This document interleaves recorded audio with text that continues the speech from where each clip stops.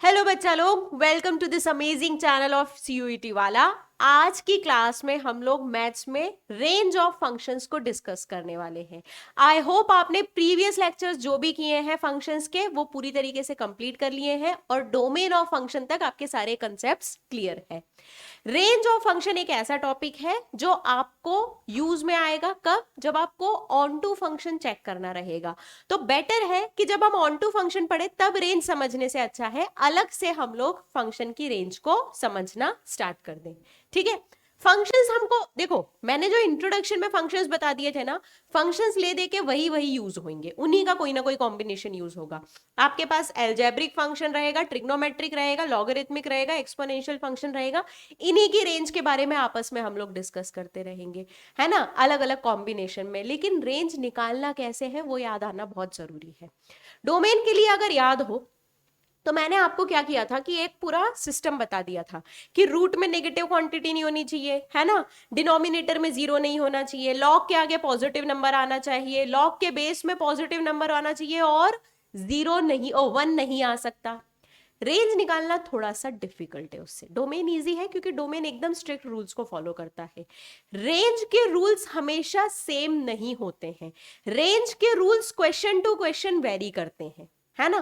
तो आपको रेंज जब कैलकुलेट करनी है तो अपनी टेक्टिक्स, अपनी मेथड्स क्वेश्चन के हिसाब से बदलनी पड़ेगी। अब इसमें बहुत ज्यादा दिक्कत हो जाती है।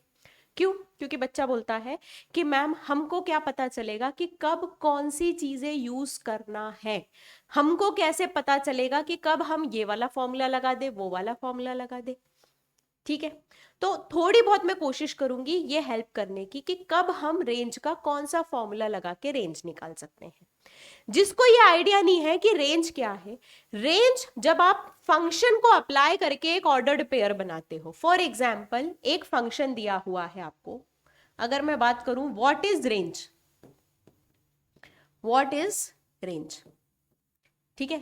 तो अगर एक फंक्शन है, let F be a function, let F be a function from A to B, है ना। ए सेट आपको दिया हुआ है 1 2 3, बी सेट आपको दिया हुआ है 1 2 3 4 5 6। ठीक है, डिफाइंड बाय, डेफिनेशन क्या है फंक्शन की, एफ एक्स जिसको हम वाई भी बोलते हैं equals to X plus one, F X equals to X plus one, है ना। तो आप इस फंक्शन में x की वैल्यू डाल के y की वैल्यू निकाल सकते हो। x की वैल्यू यानी सेट ए में जो एलिमेंट्स है, तो मैं बोलूंगी कि f ऑफ 1 हो जाएगा 1 + 1 यानी कि 2, f ऑफ 2 हो जाएगा 2 + 1 यानी कि 3, और f ऑफ 3 हो जाएगा 3 + 1 यानी कि 4। तो आपके पास फंक्शन में x को 1 पुट करने पे आया 2, x को 2 पुट करने पे आया 3, x को 3 पुट करने पे आया 4। एक तरीके से आप ऑर्डर्ड पेयर ऐसा लिख सकते हो 2, 3, 3, 4। तो x को पुट करने के बाद जो y मिल रहा है, x को पुट करने के बाद जो y मिल रहा है उसको बोलते हैं रेंज। देखो, क्या जो आपको y आंसर में मिल रहे हैं वो सेट b के बराबर है? नहीं, सेट b में तो एक्स्ट्रा एलिमेंट भी है ना। तो सेट b को हम बोल देते हैं कोडोमेन, सेट बी को क्या बोल देते हैं, कोडोमेन। सेट ए को बोल देते हैं डोमेन। डोमेन यानी एक्स की कौन सी वैल्यू रख सकते हो, और एक्स की वैल्यू रखने के बाद जो वाई की वैल्यू मिलती है, कब मिलती है, जब फंक्शन में पुट कर दिया जाए। फंक्शन में एक्स की वैल्यू पुट करने के बाद जो वाई की वैल्यू मिलती है उसको हम बोलते हैं रेंज। तो क्या मैं ये बोल सकती हूं कि ये 2 3 4 वाला जो सेट है ये है रेंज ऑफ फंक्शन, ये है रेंज ऑफ फंक्शन, ये है रेंज। आई बात समझ में? जो रेंज होती है वो डोमेन पे डिपेंडेंट होती है, क्योंकि एक्स की जो वैल्यू पुट करोगे उसी के हिसाब से तो रेंज मिलेगी। क्योंकि जैसे देखो, तुमको अगर रेंज में 6 चाहिए तो एक्स को 5 रखना पड़ेगा ताकि 5 + 1 6 हो जाए, पर 5 तो सेट ए में है ही नहीं। तो रेंज किस पे डिपेंड करती है, डोमेन पर डिपेंड करती है। रेंज किस पर डिपेंड करती है, डोमेन पर। यहां तक बात समझ में आ गई? रेंज दिमाग में क्लियर हो गया कि अच्छा फंक्शन बनाने के बाद x की वैल्यू पुट करने पर जो y की वैल्यू का सेट मिलता है उस सेट को हमने रेंज नाम दिया है। क्वेश्चन में जो सेट दिया रहता है वो कोडोमेन होता है कि यार रेंज तुमको इसी सेट में से मिलने वाली है, इसी में से कोई आंसर आएगा। एग्जैक्टली यही आंसर आएगा जरूरी नहीं है, इसका कोई ना कोई सबसेट आ सकता है ना, इसका कोई ना कोई सबसेट आ सकता है। ठीक है, अब फंक्शंस तो बहुत प्रकार के होते हैं, तो अलग अलग फंक्शंस की रेंज कैसे निकाली जाए, अलग अलग फंक्शंस की रेंज कैसे निकाली जाए? आगे जाके जब मैथ्स में मैं ही पढ़ाऊंगी, तुम लोगों को कंटिन्यूटी एंड डिफरेंशिएबिलिटी पढ़ाऊंगी, तो मेरे पास एक चीज बहुत क्लियर रहेगी। Continuous function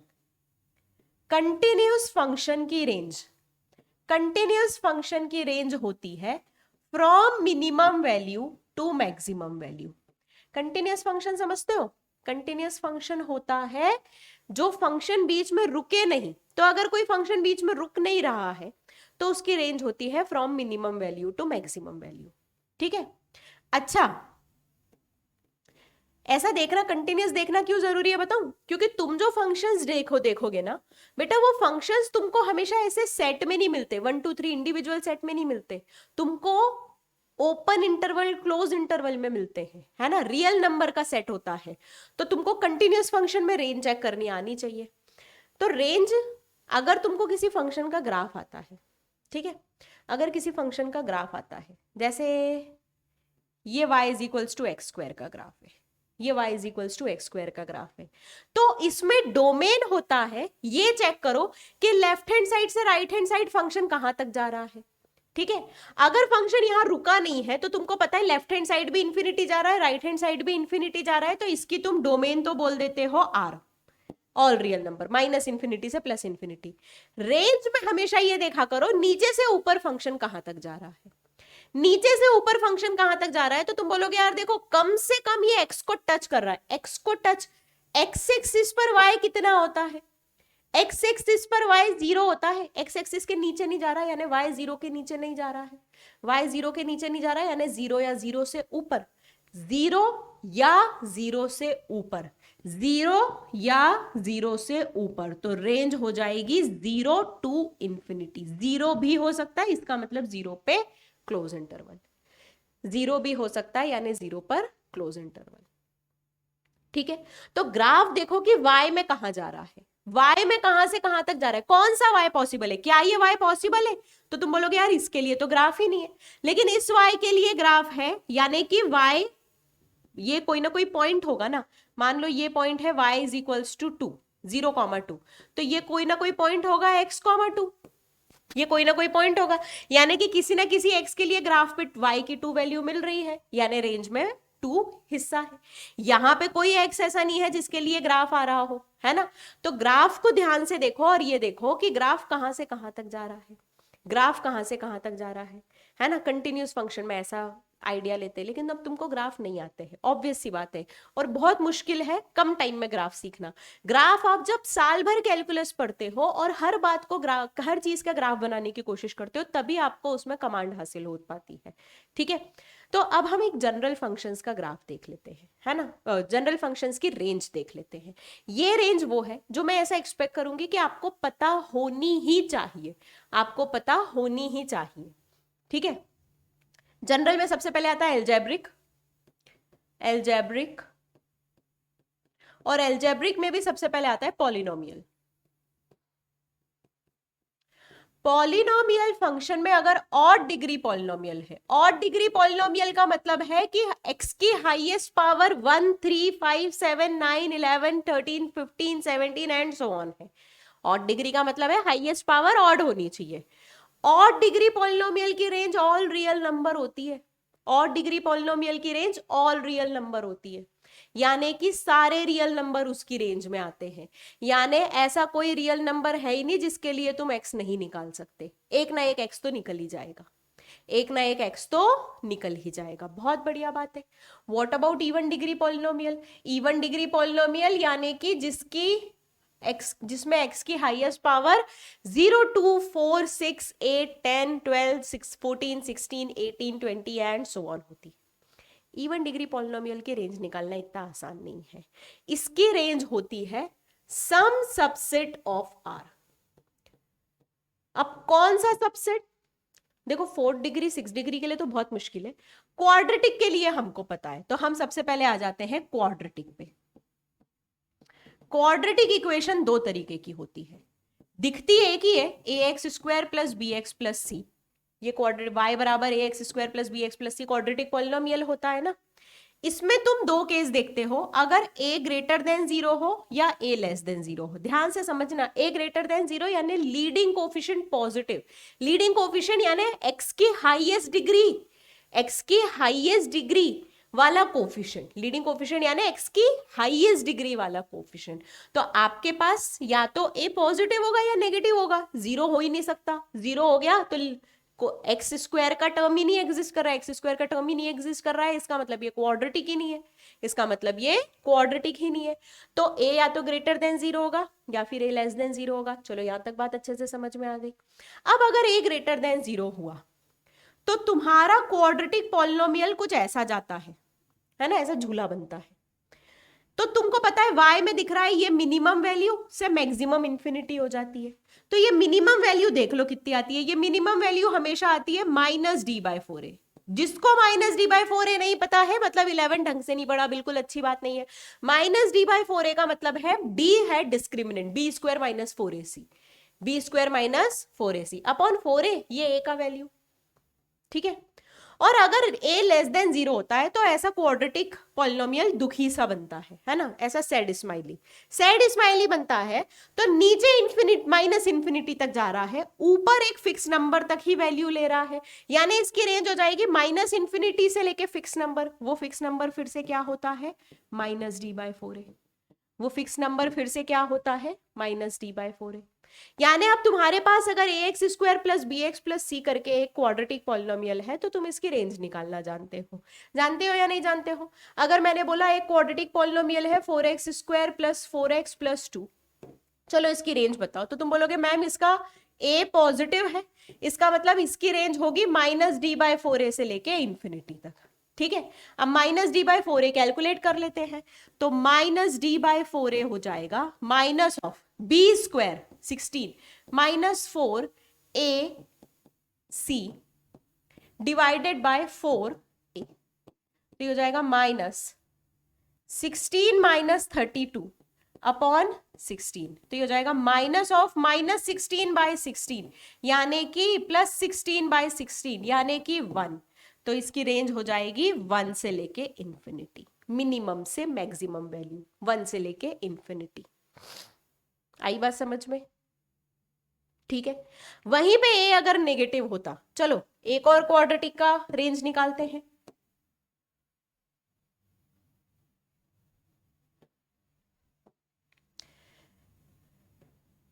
-x square plus 2x plus 3, इसकी रेंज निकालना है। तुमने बोल दिया मैम एक्स स्क्वायर का कोफिशिएंट नेगेटिव, एक्स स्क्वायर का कोफिशिएंट नेगेटिव यानी कि इसकी रेंज होगी -इंफिनिटी से -d/4a।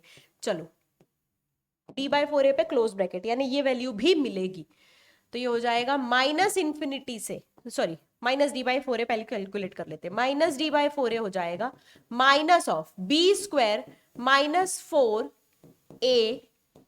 a का वैल्यू -1 है, ध्यान रखना, 1 मत ले लेना, कोफिशिएंट्स लेना। एक्स स्क्वायर का कोफिशिएंट, a क्या होता है एक्स स्क्वायर का कोफिशिएंट, b होता है x का कोफिशिएंट, c होता है constant term, divided by 4 into -1।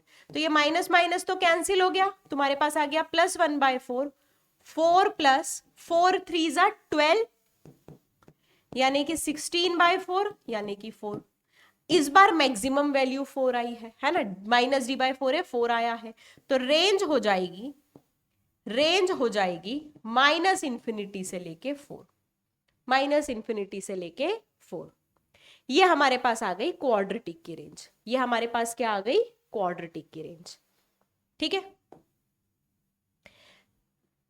Normal functions जो हमने स्टेप वाइज पढ़े थे उनकी रेंज सोचने की बात ही नहीं है, उनकी रेंज मैं आपको लिखवा भी चुकी हूं। जब हमने इंपॉर्टेंट फंक्शंस पढ़े थे ना, वो इंपॉर्टेंट फंक्शंस में मैंने सारे फंक्शंस की रेंज लिखवाई है, जैसे कि मॉड्यूलस फंक्शन या step up greatest integer function या फ्रैक्शनल पार्ट ऑफ फंक्शन, उन सब की रेंज हम लोग को पता है, उन सब की रेंज हम सब ने बहुत बार पढ़ी है।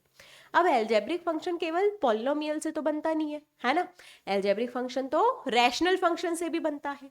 तो रैशनल फंक्शन में सबसे ज्यादा जो फंक्शन आपके यूज में आता है वो है लीनियर बाय लीनियर। क्या बोलते हैं उसको? Linear bye linear. Linear bye linear का मतलब है कि न्यूमरेटर में भी एक लीनियर पॉलिनोमियल, डिनोमिनेटर में भी लीनियर पॉलिनोमियल, यानी y is equals to ax plus B upon C X plus D. इस फॉर्म का होता है लीनियर बाय लीनियर फंक्शन। ठीक है, इसकी अगर तुम प्रॉपर मेथड से करो, जैसे y is equals to 3x plus 1 upon 2x plus 3, proper method से जब तुम इसको सॉल्व करोगे तो तुम बोलोगे कि रेंज निकालने की स्टेप्स है, रेंज निकालने की स्टेप्स है represent x in form of y and find domain of y। यानी कि x को y के, अभी देखो y is equals to x है, तुम इसको चेंज करके x is equals to y के fy के फॉर्म में रिप्रेजेंट करो और फिर y की डोमेन निकालो। कैसे करेंगे? कैसे करेंगे? तो बहुत सिंपल सी चीज है, देखो क्रॉस मल्टीप्लाई करो तो हो जाएगा 2xy plus 3y is equals to 3x plus 1, यानी कि 2xy minus 3x is equals to 1 minus 3y, यानी कि x is equals to 1 minus 3y upon 2y minus 3, 2y minus 3। ठीक है, अब जैसे ही तुमने इसको रिप्रेजेंट किया, अब तुम्हारे सामने एक फंक्शन है ना, x is equals to F Y के फॉर्म में फंक्शन है। तुम क्या इस फंक्शन के डोमेन निकाल सकते हो? बिल्कुल निकाल सकते हो। कैसे निकाल सकते हो? तुम बोलोगे मैम डोमेन तो सिंपल बोलता है, डिनोमिनेटर जीरो नहीं होना चाहिए।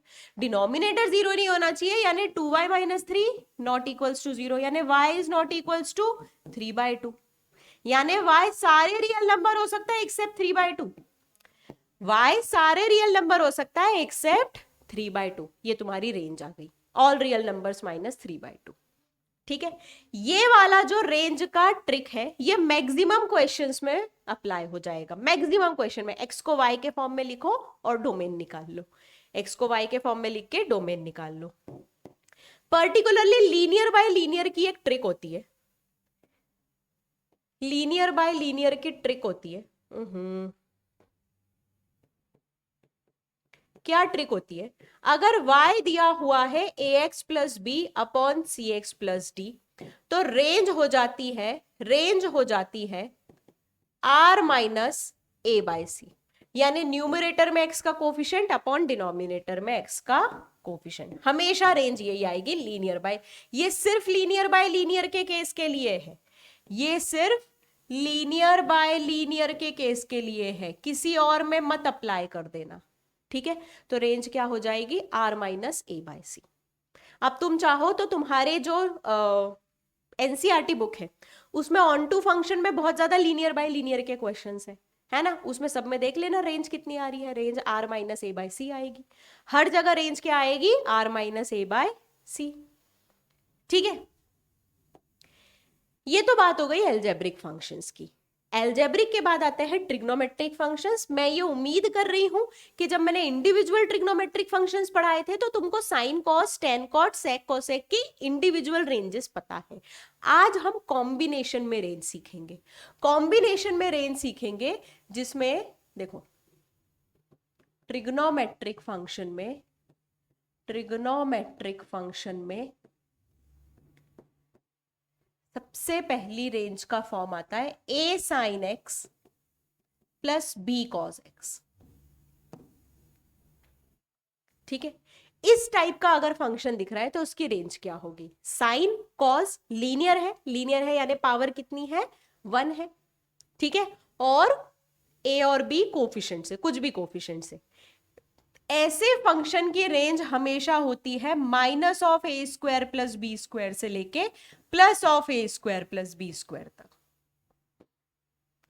ठीक है, यानी अगर तुमको बोल दिया जाए कि sine x minus two cos x की जरा रेंज निकालो, तो तुम बोल दोगे इसकी रेंज हो जाएगी अंडर रूट ऑफ ए है 1 बी है -2, तो -1² प्लस -2 स्क्वायर विच इज 4 से लेके प्लस अंडर रूट 1 + 4, यानी रेंज हो जाएगी -√5 से लेके +√5। कब? जब साइन कॉस सिंगल पावर के साथ ऐड या सब्ट्रैक्ट हो रहे हो। ए और बी प्लस माइनस कुछ भी हो सकते हैं, है ना, ए और बी रियल नंबर है। तो ये आपके पास a sine x plus b cos x की रेंज है। सेकेंड फॉर्मेट होता है अगर साइन कॉज क्वाड्रेटिक में दिए हो, क्वाड्रेटिक में दिए हो यानी तुमको बोल दिया है y बराबर है sine square x minus 2 sine x +3, इसकी रेंज निकालनी है। जब भी क्वाड्रेटिक, ये बताऊं क्वाड्रेटिक इक्वेशन के लिए भी वैलिड है, ट्राई करके देखना, जब भी क्वाड्रेटिक की रेंज निकालनी है हमेशा होल स्क्वायर बनाओ, क्योंकि तुमको पता है रियल नंबर के स्क्वायर की मिनिमम वैल्यू 0 होती है, और मैं रेंज तुमको बता चुकी हूँ मिनिमम से मैक्सिमम वैल्यू होती है। तो मिनिमम वैल्यू प्रिडिक्ट करना कितना आसान है, होल स्क्वायर है तो 0 है मिनिमम वैल्यू, होल स्क्वायर है तो 0 है मिनिमम वैल्यू। तो तुम बोलोगे मैम ये साइन स्क्वायर एक्स है -2 साइन एक्स है, मैम होल स्क्वायर कैसे बनाते? बेटा होल स्क्वायर बनाने के लिए 3 टर्म चाहिए, a square 2ab b square. Generally पहली 2 टर्म दी हुई रहती है, ए स्क्वायर दिया हुआ है यानी कि साइन एक्स का होल स्क्वायर दिया हुआ है। जहां पे साइन एक्स की पावर 1 है उसको 2ab मान लो, क्योंकि ए स्क्वायर 2ab है ना, ए स्क्वायर में पावर 2 है तो इधर ए है ना। तो जो 2ab वाला टर्म है, जो साइन एक्स वाला कोफिशिएंट है, उस कोफिशिएंट को आधा करो, 2 को हाफ किया तो आ गया 1, उसका स्क्वायर करो तो आ गया 1, उसके स्क्वायर को जोड़ो और घटाओ। जोड़ो और घटाओ क्यों? क्योंकि गणित में हम अपनी मर्जी से सिर्फ जोड़ या सिर्फ घटा नहीं सकते हैं। अगर कुछ ऐड किया है तो वही सब्ट्रैक्ट भी करना पड़ेगा, अगर कुछ मल्टीप्लाई किया है तो वही डिवाइड भी करना पड़ेगा। तो जो ये 3 चीज है ये मिलके क्या बनती है? ये बनता है ए स्क्वायर, ये है 2ab, इसका साइन माइनस है तो a माइनस बी का होल स्क्वायर बनेगा, प्लस है तो a प्लस बी का होल स्क्वायर बनेगा, और तीसरा टर्म बन जाता है बी स्क्वायर, क्योंकि तुमने हाफ करके स्क्वायर किया था ना, वो हो गया बी स्क्वायर। यानी ये बन गया साइन एक्स -1 का होल स्क्वायर +2, 3 - 1 2। ठीक है, अब मिनिमम वैल्यू के लिए काम करो, साइन एक्स देखो मिनिमम वैल्यू कब आएगी? जब ये 0 होगा। जब ये 0 हुआ यानी साइन एक्स ज्यादा से ज्यादा हो। ठीक है, या तो ऐसे देख सकते हो या फिर ऐसे देखो कि साइन एक्स में से कुछ माइनस हो रहा है, साइन एक्स में से कुछ माइनस हो रहा है, तो माइनस की क्वांटिटी कम से कम हो, माइनस होने के बाद आंसर कम से कम आए। तो साइन एक्स जब 1 होगा, साइन एक्स जब 1 होगा तो ये 1 - 1 0 हो जाएगा, तो मिनिमम वैल्यू कितनी हो जाएगी? 2। ठीक है, अगर साइन एक्स नेगेटिव हुआ तो माइनस माइनस प्लस, तुमको पता है -2 -3 -5 होता है ना, -2 -3 -5 होता है। तो अगर साइन एक्स नेगेटिव हुआ तो ये दोनों चीजें ऐड हो जाएगी। तुम बोलोगे पर मैम साइन तो नेगेटिव है। बेटा स्क्वायर उसकी केयर कर ले रहा है, स्क्वायर बोल रहा है कि ठीक है मैं माइनस साइन को हटा दूंगा। यानी अगर तुम्हारे पास ऑप्शन है कि -2 में कुछ ऐड करना है जिससे बड़ा से बड़ा नंबर बने और स्क्वायर करने का भी आंसर है, तो तुम -2 में नेगेटिव क्वांटिटी ऐड करो, क्योंकि पॉजिटिव क्वांटिटी ऐड करने से तो प्लस माइनस माइनस हो जाएगा। आई बात समझ में? ये बात जिसको नहीं समझ में आई है उसको एक बार फिर से थोड़ा सा बता देती हूँ। देखो -2 में मान लो मुझे कुछ भी ऐड करना है और इसका होल स्क्वायर हो रहा है, तो मैंने -2 में अगर 3 ऐड किया तो होल स्क्वायर होने पे ये हो जाएगा 3 - 2 1 का स्क्वायर, और वहीं अगर मैंने -2 में -1 ऐड किया तो -2 - 1 -3 का होल स्क्वायर, ये हो जाएगा 9। यानी -2 में नेगेटिव नंबर ऐड करो तो मैग्नीट्यूड ज्यादा मिल जाता है, और स्क्वायर कर लोगे तो साइन का टेक केयर हो जाएगा। तो बड़े नंबर चाह रहे हो तुम, कभी भी कोई बड़ा नंबर चाह रहे हो तो क्या करना पड़ेगा, नेगेटिव में नेगेटिव ऐड करना है, नेगेटिव में नेगेटिव ऐड करना है। आई बात समझ में? ठीक है, तो साइन एक्स जब -1 होगा, नेगेटिव में नेगेटिव, तो साइन एक्स ज्यादा से ज्यादा नेगेटिव कितना हो सकता है मैम, -1, -1 से कम तो हो ही नहीं सकता है। तो साइन एक्स -1 होगा तो ये हो जाएगा -1 का होल स्क्वायर +2, -1 होता है 2, 2 का होल स्क्वायर 4, 4 + 2 6, तो इसकी रेंज आ गई 2 से 6, इसकी रेंज आ गई 2 से 6। अब पता चला होल स्क्वायर को कैसे डील करते हैं, होल स्क्वायर को कैसे डील करते हैं। कभी भी क्वाड्रेटिक दिख रही है तो होल स्क्वायर बनाओ, होल स्क्वायर बनाने के बाद तुम मिनिमम और मैक्सिमम वैल्यू को फिर भी आइडिया ले सकते हो, मिनिमम और मैक्सिमम वैल्यू का आइडिया ले सकते हो। ठीक है, ट्रिग्नोमेट्री में क्या ये 2 टाइप की रेंज याद रहेगी, अच्छे से याद रहेगी, है ना, क्योंकि ये 2 टाइप की रेंज जनरली आपको फंक्शंस में भी इन्हीं 2 टाइप की मिलेंगी और मैक्सिमा मिनिमा या उसमें भी आपको इन्हीं टाइप के मिलेंगे। तो मेरे ख्याल से उन दोनों को अब आप कर सकते हो। तीसरा जो फंक्शन होता है लॉग फंक्शन, है ना, लॉग फंक्शन की रेंज का बहुत सिंपल सा सीन है।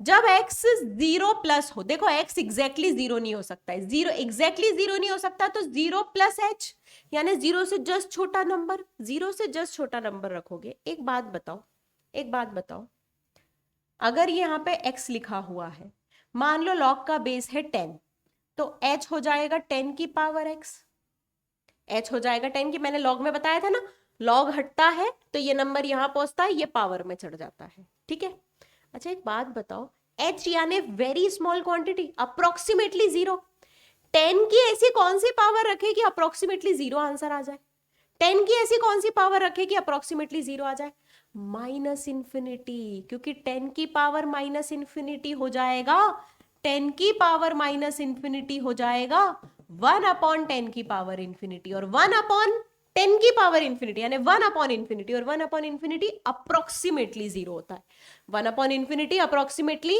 0 होता है, यानी कि लॉग की मिनिमम वैल्यू तो -∞ है, लॉग की मिनिमम वैल्यू तो -∞ है।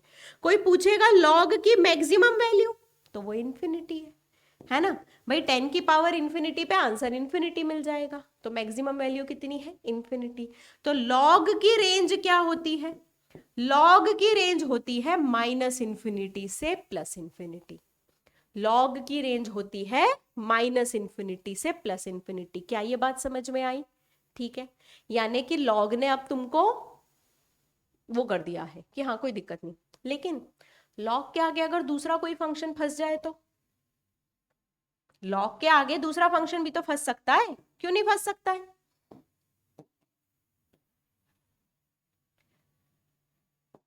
चलो, लॉग के आगे मैंने लिख दिया 2x² + 4x + 3,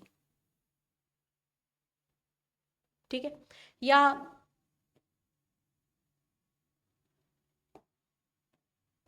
4x² + 8x + 1,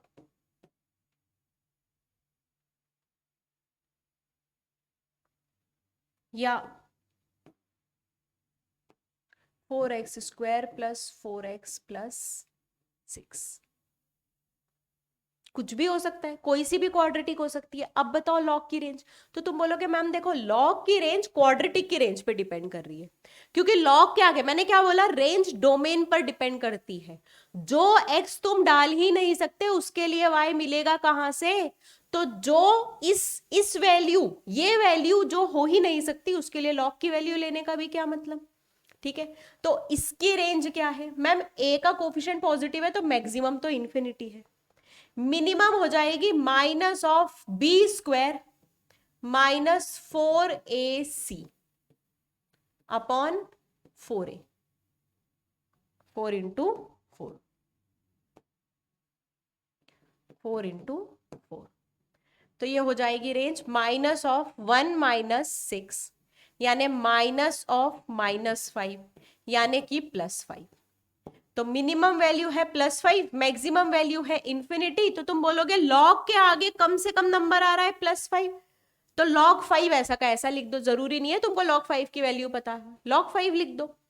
maximum आ रहा है इन्फिनिटी, तो तुमको पता है मैक्सिमम तो लॉग भी इन्फिनिटी तक जाता है, इन्फिनिटी पे लॉग इन्फिनिटी रहेगा। ठीक है, तो इसकी रेंज आ गई log 5 से इन्फिनिटी। तो जरूरी नहीं है लॉग हमेशा माइनस इन्फिनिटी से प्लस इन्फिनिटी आए, लॉग की रेंज इस पर भी डिपेंड करती है। किस पर डिपेंड करती है? क्वाड्रेटिक जो दिया है उस पर डिपेंड करती है, क्वाड्रेटिक जो दिया है उस पर डिपेंड करती। लॉग के आगे साइन कॉस भी आएगा, उसमें भी सेम चीज होगी, है ना, उसमें भी सेम चीज होने वाली है। तुम अंदर वाले फंक्शन यानी रेंज निकालने से पहले दो चीजों का ध्यान रखो, एक तो डोमेन का ध्यान रखना है कि डोमेन क्या क्या आ रही है, और फिर ये देखना है कि सबसे अंदर वाला फंक्शन कौन सी वैल्यू ले रहा है, सबसे अंदर वाला फंक्शन कौन सी वैल्यू ले रहा है। अब इतने पागल बनाने वाले क्वेश्चंस आते हैं ना, चलो मैं तुमको एक क्वेश्चन बताती हूँ जो देख के तुमको इतना डर लगेगा।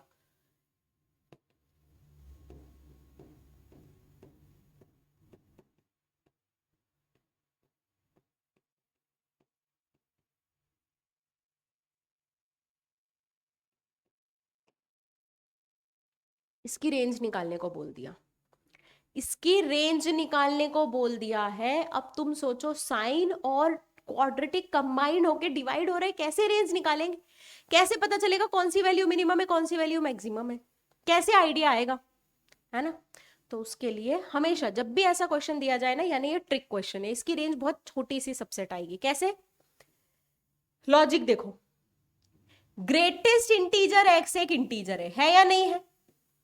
हाँ मैम, आप एक्स दुनिया में कुछ भी डाल दो ये एक इंटीजर ही होगा। ग्रेटेस्ट इंटीजर करता ही ये काम है कि मशीन में जो भी एक्स डालो उसका इंटीजर आंसर कर देता है ना? तो ये एक इंटीजर है, और साइन के आगे लिखा है some integer into pi, sine of n pi, यानी sine 0, sine pi, sine 2 pi, sine 3 pi, sine 4 pi, sine इसकी पाई, साइन उसकी पाई, किसी का भी साइन पाई क्या रहेगा? 0 रहेगा। As long as N integer है, साइन के आगे इंटीजर इंटू पाई आंसर क्या देने वाला है? 0 देने वाला है, यानी न्यूमरेटर तो 0 है हमेशा। डिनोमिनेटर 0 है या नहीं चेक करने का सबसे अच्छा तरीका है, डी अगर ग्रेटर देन 0 हो गया, या डी अगर लेस देन 0 है, डी अगर लेस देन 0 यानी डिस्क्रिमिनेंट अगर लेस देन 0 है, डिस्क्रिमिनेंट अगर नेगेटिव है, तो ये क्वाड्रेटिक कभी भी 0 नहीं हो सकती। डिस्क्रिमिनेंट अगर लेस देन 0 है तो ये क्वाड्रेटिक कभी भी लेस देन 0, और ये क्वाड्रेटिक कभी भी 0 नहीं हो सकती। तो न्यूमरेटर में 0 है, डिनोमिनेटर में कोई ना कोई रियल नंबर है। जरा बताओ क्या आंसर आएगा? तुम एक्स कुछ भी रखो जीवन में, तुम्हारे पास आंसर 0 ही आएगा। तो इसकी रेंज क्या हो गई? इसकी रेंज क्या हो गई? 0। इस फंक्शन की रेंज कितनी है? 0। क्या ये बात समझ में आ गई? ठीक है, यहां तक क्लियर है? ओके। इसके बाद हमारा आता है एक्सपोनेंशियल फंक्शन। कौन सा फंक्शन आता है? Exponential function. एक बात समझो, है ना, एक सिंपल सी बात है, किसी पॉजिटिव नंबर की पावर नेगेटिव इंफिनिटी 0 होता है, एग्जैक्ट 0 नहीं, अप्रोक्स 0, है ना, और किसी पॉजिटिव नंबर की पावर इंफिनिटी होता है ना। तो एक्सपोनेंशियल क्या है? एक नंबर की पावर ही तो है, 2.718 है ई का वैल्यू, इसकी कोई ना कोई पावर है। तो x जब नेगेटिव इंफिनिटी होगा, x जब नेगेटिव इंफिनिटी होगा तो e की पावर नेगेटिव इंफिनिटी अप्रोक्स 0 रहेगा, अप्रोक्स 0।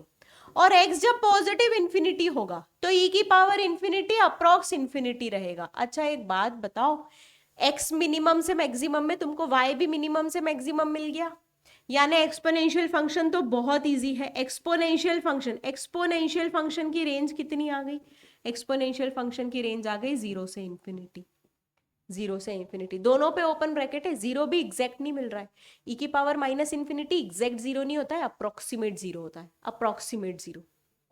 ठीक है, इसका मतलब अब तुमको किसी नंबर की पावर में x दिख जाए, 2 की पावर x, 10 की पावर x, ये ना नेगेटिव हो सकते ना 0 हो सकते, ना ही नेगेटिव होंगे ना 0 होंगे, 0 से बड़े और इंफिनिटी से छोटे हो सकते, यानी 0 से इंफिनिटी नंबर ही हो सकते। 2 की पावर x की रेंज, 10 की पावर x की रेंज, ये नंबर्स कभी भी नेगेटिव नहीं हो सकते। एक्सपोनेंशियल फंक्शन कभी भी नेगेटिव नहीं हो सकता है। ठीक है, आई बात समझ में?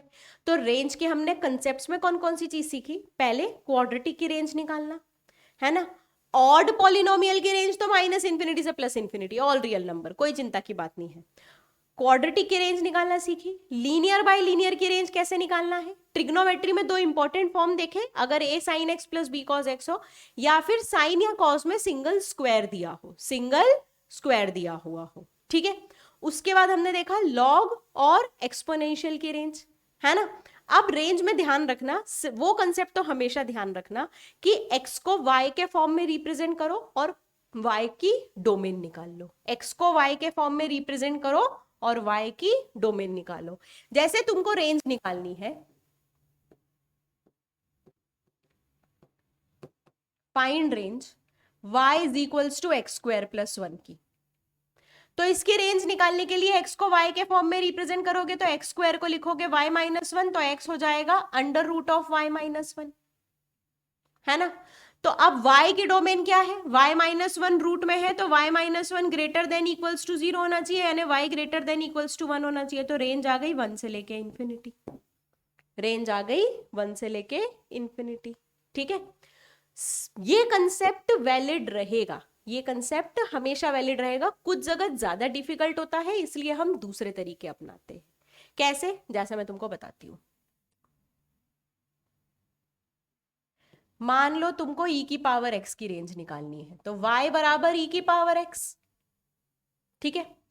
अब दोनों साइड log ले लो बेस e के साथ, तो ये हो जाएगा log y base e is equals to log e की पावर x बेस e, तो ये हो जाएगा log y base e is equals to x आगे आ गया log e बेस e तो 1 होता है, यानी x आ गया log y base e, x आ गया log y बेस e।